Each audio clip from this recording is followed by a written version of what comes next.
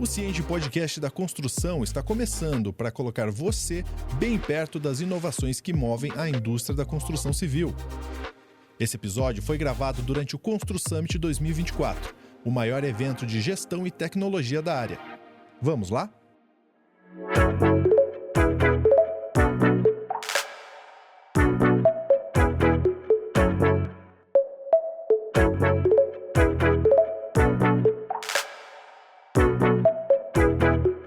Estamos aqui direto do Constru Summit ao vivo, segundo dia, evento incrível, fazendo mais um podcast e aí com uma mesa super rica para falar de um tema tão relevante que é de incorporação imobiliária olhando para o futuro, né? Então, não necessariamente olhando como tendências, como futurologia, mas sim com essa visão de mercado. Então, temos aqui vários especialistas para direcionar um pouco essa conversa e essa visão aí dos próximos dias, semanas, anos, né? O que tem acontecido. Estou aqui hoje ao meu lado, Marcelo Volker, grande parceiro, aí sócio fundador da VMV, Real Estate Consulting, um cliente querido, Rogério Branco, diretor da Gênesis Empreendimentos, muito bem representando aqui, e também o Marcelo Magalhães, CEO da Ribus e fundador da Agrega Desenvolvimento Imobiliário. Então, muito obrigado, senhores, por estarem aqui conosco hoje. Eu que agradeço. Bom, queria começar aqui umas provocações, né, para a gente falar de mercado, corporação, como é que a gente tem feito isso hoje no mercado, quais são os desafios. Queria provocar e trazer muito sobre tecnologia, né? O que vocês estão vendo aqui hoje de tecnologias numa ótica de consultoria, né, de fornecedor de serviço, numa ótica de quem incorpora, de quem constrói. Como é que está hoje essas tecnologias que estão sendo aprimoradas para quem está incorporando? Não necessariamente só na fase de obra, que a gente sabe que também tem bastante coisa, mas também nessa etapa no início de jornada. Fique à vontade aí. Eu vou abrir a conversa aqui. Eu sempre vejo que o assunto industrialização dos canteiros de obras é um assunto que já está aí chegando para uma década, né? Faz muito tempo que a gente já fala, não que a gente conseguiu chegar ainda, né? Mas tem muito tempo que a gente já fala sobre industrializar o canteiro de obra.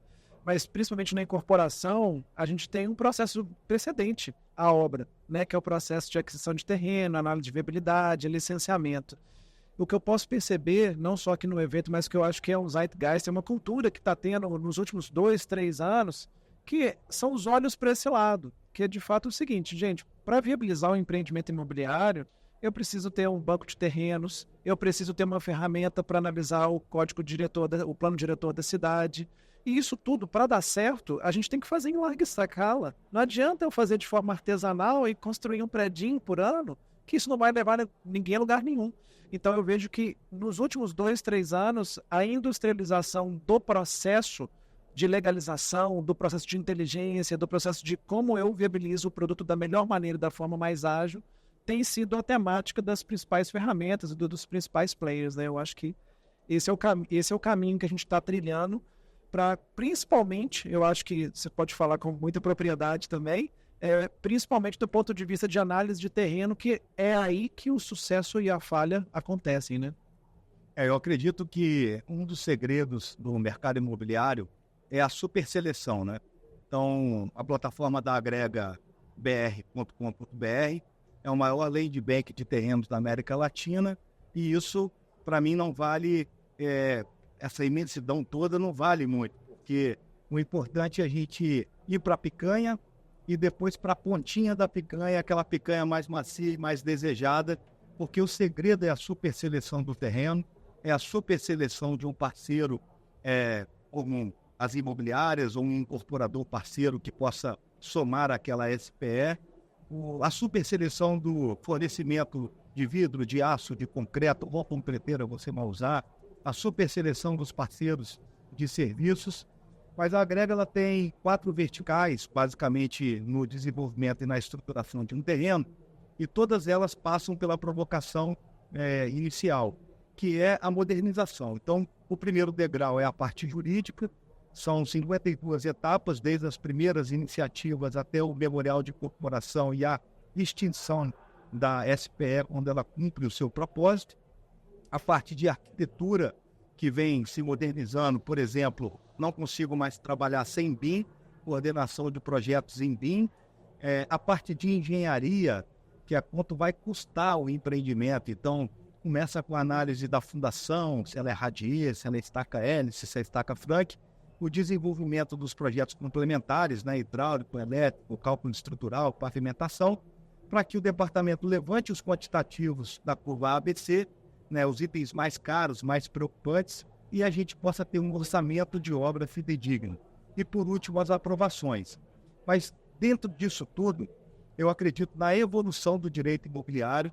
Inclusive, eu recomendo a todos o livro do nosso sócio Leandro Sender, Direito Imobiliário 4.0, onde ele já aborda as flexibilidades e modernidades que estão vindo, por exemplo, nos cartórios, né, na ANOREC, Associação de Donos de Cartórios de Notas e de Registro do Brasil, com a adoção do e-notorial, blockchain próprio, e o nosso caminho é a radiografia dos terrenos produtivos com o uso de tecnologias disruptivas, como blockchain, inteligência artificial, machine learning. Mas, basicamente, o que eu demorava 90 dias nas grandes incorporadoras que eu trabalhei para entender um terreno do ponto de vista da benfeitoria que sobre ele será edificada, hoje, com tecnologia, a gente consegue acelerar e muito esse processo, né? Para quem incorpora e constrói, como é que é? A gente viu bastante turma de fã de falar, né? O pessoal da Caixa, de Santander, falou bastante sobre a questão da aumento de capital na incorporação imobiliária. E esses números, quando a gente para analisar, vê que realmente assim, a gente está num caminho de crescimento expressivo, né? Bem pujante. Eles falaram que a gente já está aí com 100 bilhões de reais investidos em crédito à habitação, só esse ano, só até julho, né? Isso significa 80% a mais do que o ano de 2023, segundo a fonte aqui que nós obtivemos hoje. E esse é um dos vetores de crescimento, isso que faz tanto, né, um dos vetores de crescimento de todo negócio, inclusive da construção civil, é com recurso na veia ali, recurso facilitando o progresso. Agora, isso força a gente a lançar mais rápido e mais eficiente. E para lançar mais rápido e mais eficiente, não tem outro caminho a não ser o uso de fato da tecnologia. A gente fala muito lá isso na empresa, assim, a gente tem duas vertentes, basicamente, que a gente não controla nesse mercado. Um é a compra do insumo, né? A compra do terreno, que é matéria básica nossa, a compra do insumo, compra de mão de obra e compra a produção do produto, né? E o outro é a venda do produto. Então, assim, a produção do produto eu não influencio. Eu não tenho influência nenhuma, zero. Se eu quiser chegar lá na Gerdau e falar assim, ó, eu quero que o aço que está sendo vendido a R$5, eu queria comprar a 3, simplesmente não vai me vender. Então, é o mercado que regula. E o preço final também, se eu tiver com um apartamento lá que custa R$500 mil e quiser vender ele a 800, simplesmente eu vou ficar encalhado. Eu também não regulo a preço de venda. Então, aonde eu posso atuar para melhorar a minha eficiência e melhorar a minha qualidade? De fato, é no meio, usando a tecnologia e aí usando mais todos esses artifícios que vocês falaram aqui para aumentar a nossa velocidade e acompanhar o mercado de capitais, acompanhar esse crescimento todo, esse investimento todo nesse mercado. Não tem outro jeito, precisamos aí, isso é um tema que antes era uma prioridade, né? Era uma urgência, hoje é uma prioridade. Se de fato a gente não entender isso, não vamos conseguir acompanhar o mercado, nem a demanda que o mercado está se propondo. Posso pegar um gancho nisso? Desculpa, pode. Eu ia te falar da sua fala mesmo, assim. Ontem eu estava com um incorporador amigo meu aqui e ele falou assim, olha, o estilo meu de negociação é negociar um terreno 4, 5 anos. Aí eu conversando, eu falei assim, fulano, eu honestamente eu estou num conflito filosófico próprio. Eu achei muito, muito bem feita a sua introdução aqui, que eu falei o seguinte, cara, a gente, principalmente em São Paulo, em mercados mais evoluídos, tem um critério muito pragmático e sua explicação do início do processo foi extremamente tecnológica e pragmática do processo, que é exatamente o que a gente está conversando aqui, é um paradigma cultural. Então, assim, a gente tem muitos incorporadores nesse evento, e quem nos estão ouvindo e vendo aqui, que eles negociam e fazem o processo de uma maneira artesanal, até porque gostam. Até porque assim, ele faz o projeto, analisa, gosta, negocia, depois que fechou, põe o produto, pensa, mas não é pragmático, não usa tecnologia, não usa processo. Pouco escalável, né?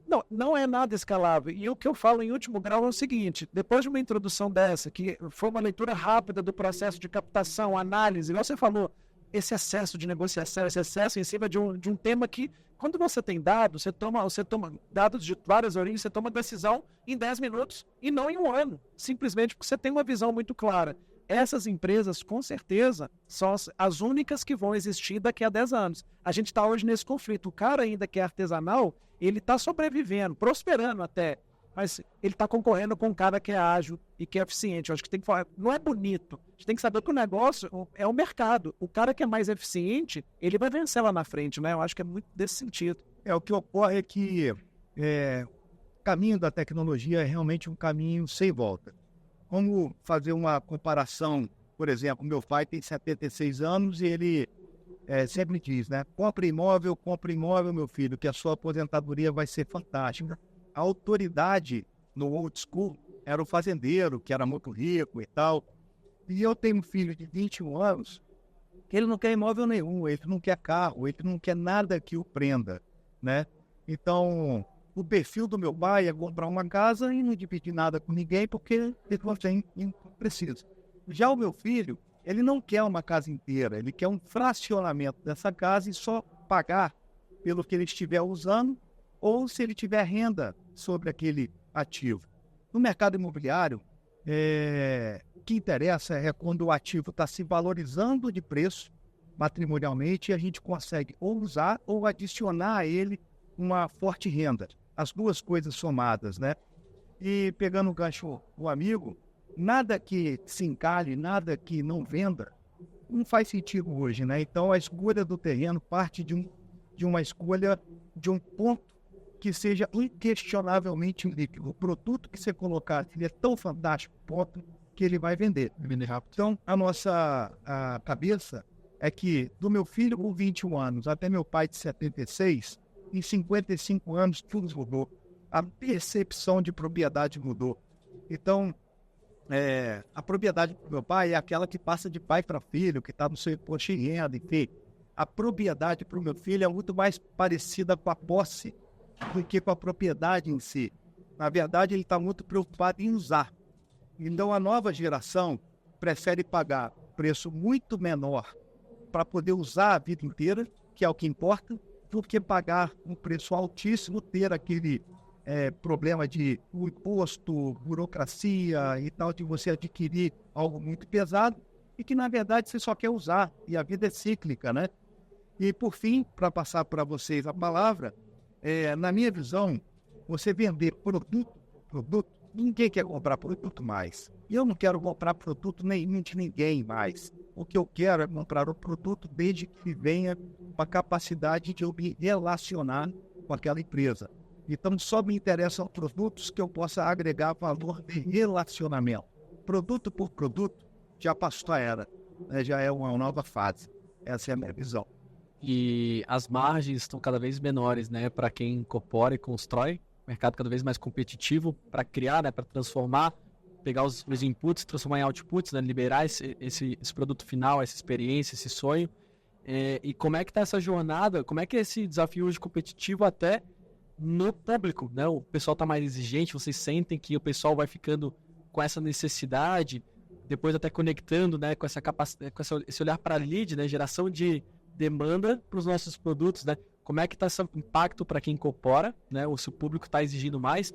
Também vocês que fazem essa intermediação, como vocês veem o comportamento do mercado. A gente teve um período que as informações eram um ativo intangível de poucos, né? E hoje a gente vê que isso mudou muito. A informação ela está pulverizada, ela está democratizada. Então, hoje, de fato, o nosso cliente vem conversar com a gente e talvez com mais informação do que a gente mesmo sobre o produto. Então, de fato, você falou, faz muito sentido. O produto hoje se transformou em um commodity, né? E de fato, para além do produto, tem uma pessoa ali por trás que tem desejos, tem sonhos, tem aspirações, tem vontades. E quando a gente olha para isso, a gente consegue, talvez, capturar aquele sentimento mais profundo e talvez ali uma relação mais com menos fricção, uma relação mais duradoura, de maior longo prazo, em que pese, essa que você falou muito bem, essa geração ela quer relações curtas, né?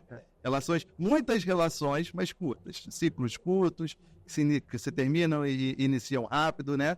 Mas, de fato, hoje, essa questão, de fato, da tecnologia implantada nos nossos processos, sem dúvida, é a maior e principal ferramenta que a gente tem, tanto para mensurar, para medir isso, porque, de fato, hoje a gente interage com muito mais clientes. Você falou do produto personalizado que seu colega vende, né? Quase que uma obra de arte, né?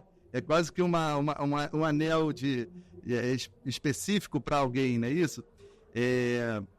Ótimo, isso é excelente, só que cada vez mais esse público vai ficando menor, né? Vai ficando mais escasso e cada vez mais essa pessoa vai ter mais dificuldade para chegar nesse cliente e talvez esse produto fique inacessível cada vez mais e se torne obsoleto, né? Porque, de fato, a geração que está chegando não quer mais essa peça exclusiva de anel de prata, mas ele quer uma experiência exclusiva, que ele consiga tirar mais momentos ali, mais memórias e já passe para a próxima e mergulhe em outra experiência.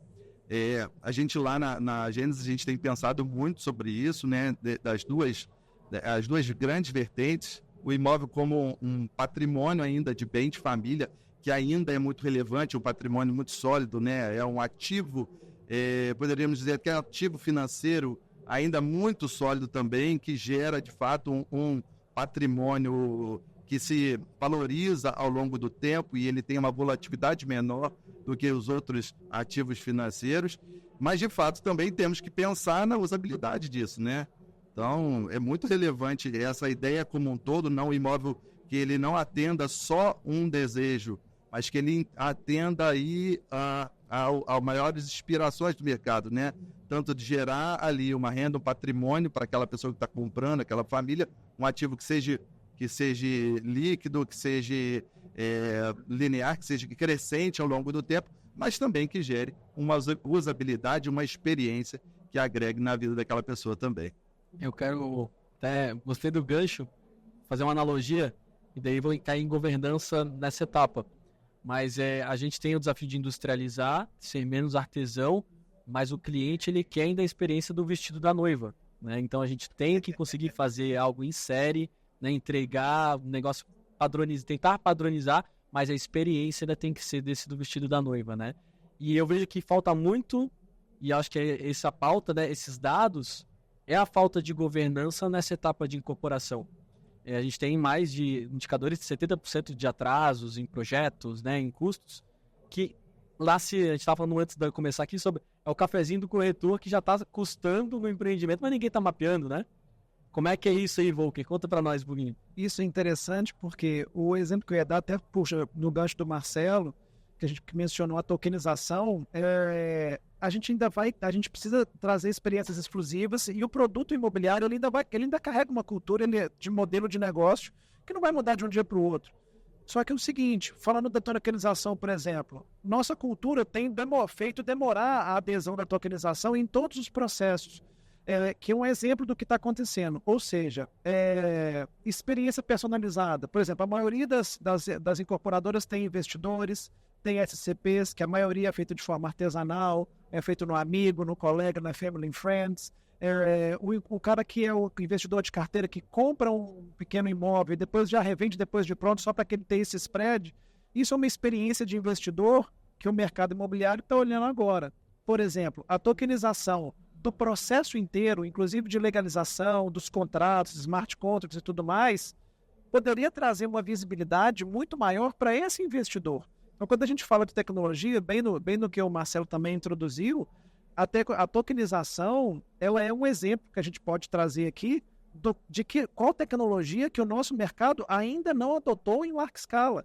Por exemplo, os grandes cartórios com uma visão mais sofisticada, que eles têm grandes volumes, todos estão em grandes iniciativas de trazer aquela liquidez do processo para o blockchain, porque é muito mais rastreável o blockchain e muito mais seguro para a pessoa que está analisando a operação. A gente não está falando de criptomoeda, a gente não está falando de vender um ativo específico. A gente está falando de trazer rastreabilidade para o processo. Então, quando a gente está falando de tecnologia, quando a gente está falando de desenvolvimento de produto, quando a gente está falando de análise de land bank, a rastreabilidade do processo é algo que a gente não resolveu e a gente está preocupado em embelezar a noiva. Só que por dentro, ela está feia ainda. Então, resolver a originação do produto, a gente resolve 70% do problema, que lá no final eu chego para o cara e falo assim, olha só, na hora que você assinar esse contrato, esse produto que você está comprando, olha como é que o processo ele foi perfeito. Só que o nosso processo é artesanal do início ao fim. Então, a gente tem visto que a originação do produto vai trazer uma inteligência tão grande que eu deixo a equipe comercial, a equipe de vendas, muito mais livre para focar nisso. Porque o incorporador hoje, ele está tentando rodar todos os pratinhos, sendo que o pratinho mais crítico, que é o da originação de produto, ele não está industrializado, ele não tem tecnologia, ele é artesanal. E já podia ter entrado numa esteira de controle para ele se preocupar com a experiência do cliente mais do que a gente tem hoje. Fantástica a sua provocação, porque é o meu dia a dia isso, né? Então, eu estou na tecnologia e buscando a tokenização como solução para as dores imobiliárias da minha família há 14 anos, né? Então, é um profundo estudo, inclusive internacional, de como evoluir com tecnologia, melhorando o mercado imobiliário, mais comprador comprando, mais vendedor vendendo e mais intermediário intermediando, com procedimentos com compliance e governança, mais fácil auditoria, mais transparência. Porque o que acontece é que no dia a dia humano, ele perde muita energia, ele erra. E através de smart contracts, você tem um processo de governança de compliance determinístico. Eu acredito em tecnologia. Nós temos que chegar no terceiro pavimento. Então, toma aqui essa ferramenta que você vai pisar no primeiro, no segundo, e você vai chegar no terceiro pavimento, que é o que você quer, arquiteto, vender a mais arquitetura, né? Mais serviços de arquitetura, e no terceiro pavimento você vai encontrar novos clientes. Como? Sem perder tempo, sem muita energia, o que você acha? Só entrega a ferramenta para ele que ele vai pisar nos 3 degraus e vai chegar aonde ele quer chegar, né? Lá no nosso caso da Rigos, nós temos a primeira incorporação imobiliária 100% digital do Brasil, ocorre em Itaipava, na Serra, nossa Campos de Jordão, lá do Rio de Janeiro, se chama... Meu vizinho, né? São 40 casas de 3 e 4 suítes e já temos 15 vendidas e basicamente tudo ocorre de forma tradicional, o memorial de corporação, cartório, contratos, só que eu faço em duplicidade para provar para o brasileiro como a tecnologia é fantástica e pode melhorar a vida do incorporador. Então todas as peças do memorial de incorporação a gente consegue transformar eles, né, o regulamento interno, a assembleia, com todas as peças do memorial de incorporação, codificar essas peças, gravá-las em blockchain e tornar esse registro de informação imutável. Ele nunca mais poderá ser deletado, rasurado ou mitigado. E quando eu compro vidro da sua vidraçaria, eu tenho um contrato. Quando eu compro arquitetura ou orçamento de obra da sua empresa, eu tenho um contrato. Quando eu vendo uma casa para você, eu tenho um contrato. Todos esses contratos podem ser transformados na linguagem de codificação, gravados em blockchain, tornado esse registro muito transparente entre as partes e trazido um dashboard para que, de uma forma leiga, todos consigam acompanhar essa jornada contratual, né? Pegando o gancho do amigo, é muito interessante o quanto o brasileiro perdeu a capacidade de trabalhar a médio e longo prazo. Todo mundo hoje só pensa a curto prazo, né? E nós estamos fazendo um teste de validação de um produto que, na verdade, já se validou lá na Rigos, se chama Rigos Key. É um acordo operacional com o Airbnb e com proprietários de imóveis, né, short stay, que tendem a ficar na vacância. Então, nós mostramos para o Airbnb que ele vai monetizar o que ninguém comprou, que é a vacância 48 horas, eles chamam de last minute, né?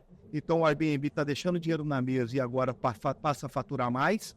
O dono do imóvel, ele que não ia ter inquilino nenhum, ele recebe 20% do valor da diária original, tá? 80% de desconto, e esses 20% ajudam a pagar a conta. E o dono da chave criptografada, ele acessa a plataforma do Airbnb e por 15 anos ele tem direito a experiências imobiliárias, que tudo que nós falamos aqui, um desconto de 80%. Sabe aquela casa em Campos de Jordão que é R$1.000 a diária? Agora o tokenista da Ribos paga R$200 a diária. Então, com tecnologia, a gente vai testando as mudanças que estão acontecendo e enxergando se tem adesão ou não, né? Mas, basicamente, todo mundo trabalha para ter experiências, para viajar, para ter uma descompressão.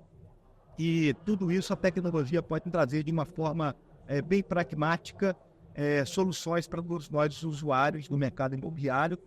A forma de consumir o mercado imobiliário vem mudando. Maravilha, muito bom. Bom, queria trazer uma última pergunta. A gente vai chegando ao final da nossa conversa. Mas olhando aí para o futuro, atualmente, próximos anos, qual que é o cuidado, algo que possa impactar profundamente em prazo e preço, né? De maneira positiva ou negativamente? Qual que é o olhar aí, o que é o ponto do momento para a MP e vocês contribuírem também? No caso nosso é a Gênesis MP, o grande... Desculpa. Não, Gênesis. zero problema. A MP é um grande amigo, Bruno, que inclusive está aqui. Vamos estar juntos daqui a pouco. Lá, nosso vizinho também. Que bom saber que você está lá do nosso lado. Mas a gente estava falando aqui que a gente tem aí um problema de margens cada vez mais apertadas e a gente precisa conciliar essas margens apertadas a um produto que com nível de personalização e exigência maior, que é o que o mercado está exigindo. Então, assim, quase que uma mágica, né? Como é que você, cada vez mais, aperta mais a margem e tem que entregar mais? É um paradoxo, né? Você tem que apertar mais a margem e, por outro lado, você tem que entregar mais. E, cara, esse é o fantástico, talvez, a fantástica magia, se eu pudesse traduzir, não tem nada de mágico, é muito trabalho, né? Que, de fato, a industrialização dos processos, o uso de tecnologia, em cada ponto do processo, em cada ponto dessa grande esteira, né? Desde do nascedouro do terreno, né? Com o uso ali de inteligência artificial, entendendo quais são os melhores formatos de modelos de negócio para aquele terreno, entendendo com uma inteligência de mercado qual que é o melhor produto mais aderente para aquela região. E aí depois passando para a fase de fato de projeto, né, com a tecnologia BIM, e tecnologia de internet das coisas e tantas outras. E depois passando para a parte de comercialização, todos os softwares que têm nos ajudado a captar, a enxergar esse cliente mais rápido e mais com preço mais acessível. E é um exemplo bem legal. E nesse momento, nós estamos passando por uma assinatura de demanda lá na construtora, que o processo é todo no nato digital. Então, não tem nenhum papel, desde o nascedouro do contrato lá com a Caixa, inclusive, que era um desafio, né? Que a Caixa sempre foi conhecida como um gigante moroso, lento, né? E, poxa, pela primeira vez nós estamos lá com um projeto piloto na nossa região, fazendo todo o processo de fato digital. Pô, isso é extraordinário. Talvez seja o próximo passo seja dar uma mergulhada fundo aí na questão da tokenização, todos esses ativos digitais que a gente tem visto.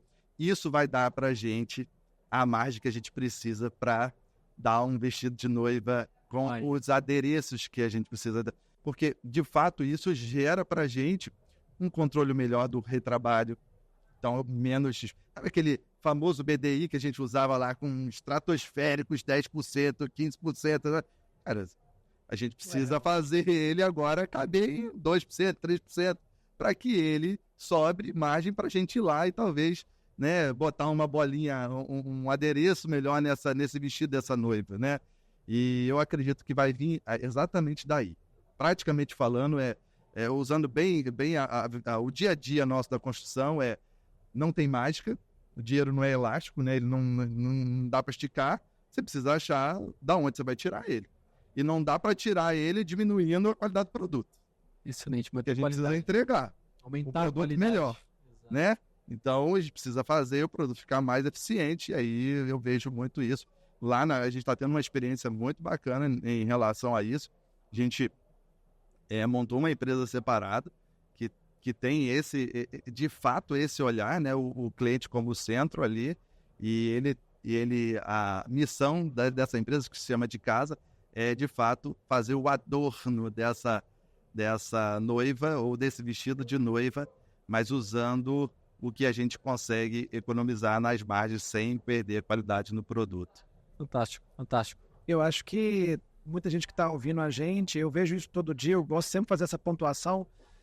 A gente está falando de tecnologia, a gente está falando de inovação, e muita gente está pensando assim, pô, o que esses caras estão falando é muito distante da minha realidade, meu processo artesanal, eu construo prédios. Só que é o seguinte, quando a gente fala de tecnologia, nós temos alguns cenários. A pessoa que está investindo em tecnologia nunca tem certeza se ela está indo no caminho certo. Tem as pessoas que não investem e que realmente elas estão no momento que o mercado vai engolir elas. E tem muita gente que está usando tecnologia e não sabe se, de fato, em que ponto que ele está. Então, a inovação, que em último grau é o que a gente está falando agora, é muito ardiloso para todo mundo, porque ninguém vai dessa mesa que trabalha com tecnologia falar assim, eu estou no auge da tecnologia, em qual estágio eu sou? A gente nunca sabe. O que acontece hoje em dia é o seguinte, temos que aceitar que estamos num momento onde eu tenho que trazer tecnologia para dentro, certo ou errado, gente, experimenta. Porque assim, eu ouvi um podcast que os caras estavam falando que eu tenho que colocar tecnologia no meu processo de incorporação, no meu processo de análise de viabilidade, de land bank. Eu precisei disso. Coisa esquisita. Assim, é assim que o povo... Sempre fica com a canetinha assim, é assim que a maioria pensa, entendeu? Só que é o seguinte, e eu sei que é muito desafiante, mas o desafiante é esse, cara, procura um fornecedor, procura uma ferramenta, e o caso do Marcelo é interessante, porque, como comentei com o Guilherme, temos uns parceiros em São Paulo, a gente falou assim, cara, vamos ver quem está fazendo isso bem feito. E em uma semana a gente chegou na Agrega. Por quê? Porque assim, rastreou, pô, os caras fazem um negócio arrumado ali.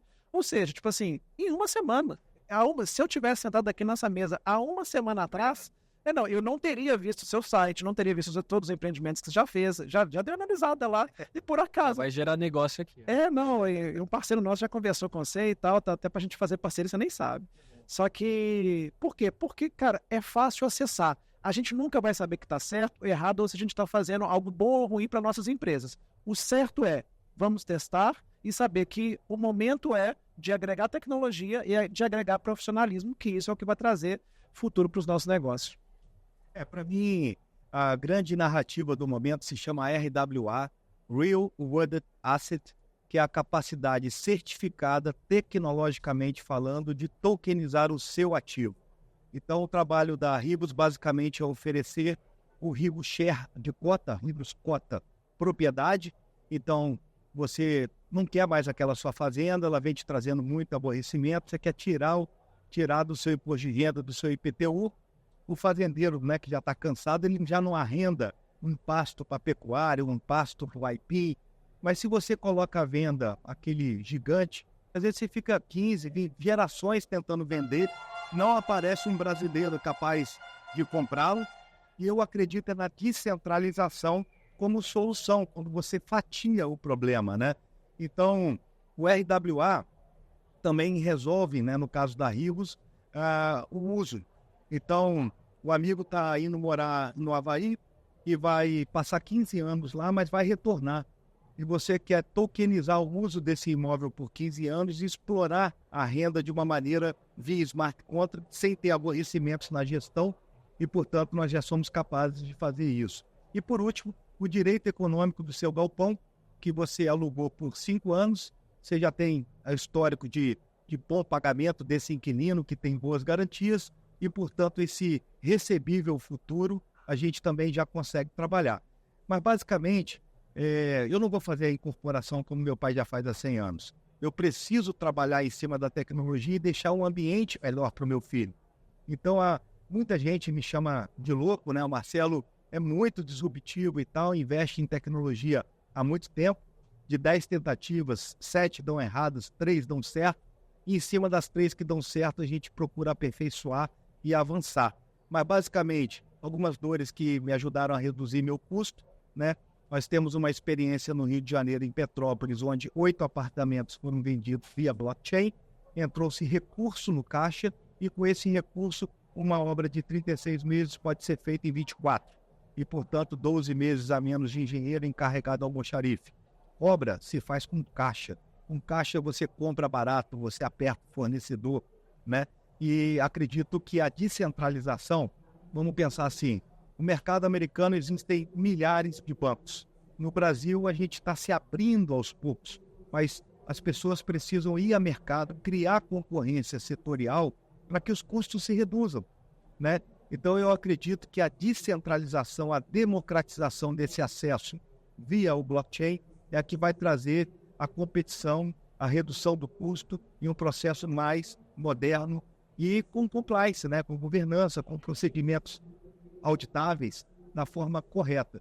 Através do blockchain, pessoal, a gente consegue levar mais informações e mais detalhes a público do que as empresas de capital aberto fazem.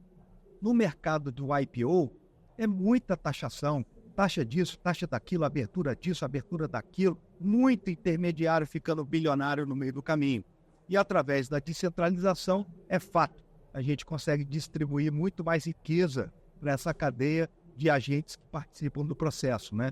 Mas eu venho nessa luta de reduzir os nossos custos usando tecnologia smart contracts. Nós já estamos fazendo as primeiras experiências reais com smart CRIs, né?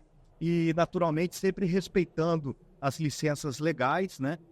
CVM, Banco Central, Receita Federal. Então cada empresa nossa tem um enquadramento jurídico e algumas precisam estar na normativa CVM 88, né? Para que no Brasil existem duas coisas que se prendem: pensão alimentícia não paga e crime financeiro. Então, para fazer a tokenização, você tem que ter autorização legal para fazer, senão sua vida pode complicar. Muito bom, muito bom. Senhores, estamos estourando no tempo, é um assunto aí que dá para falar o dia todo. Convido vocês para a gente conversar, continuar essa conversa ali fora. Agradecer demais aqui a todos, Rogério, pela Gênesis, convido aí o pessoal aí para o Rio, conhecer os empreendimentos. Já conheci aqui um vizinho que vai me ajudar lá na serra. Aí, ó, vamos tocando já saiu o negócio na mesa. Já vai gerar negócio aqui, ó. Não esquece de mim, pelo amor de Deus. 5%. E agradecer os Marcelos aqui. Muito bom estar com vocês. E fica o convite para o pessoal aproveitar do resto do evento, conhecer e ficar preparado para o próximo ano. E eu vou finalizar, queria ouvir uma palavra que representa o evento. A minha é Lean. Uma palavra que representa esse evento, esse encontro de hoje. Tecnologia. Compartilhamento. Energia boa, bons fluidos. Um ano de 2024 melhor do que 2023 e muita prosperidade para todo mundo que está aqui. Maravilha, pessoal. Muito obrigado pela conversa, viu? Obrigado. Abraço, gente. Obrigado a vocês. Quer colocar as dicas desse episódio em prática? Aqui na descrição do podcast incluímos um checklist gratuito de incorporação imobiliária. Ele foi feito para você identificar tarefas, evitar atrasos e lançar a obra dentro do prazo. É só clicar no link, baixar o checklist e começar a acompanhar o status de todas as etapas da incorporação. Para acessar mais modelos gratuitos, acesse o site do Cienge, www.cienge.com.br.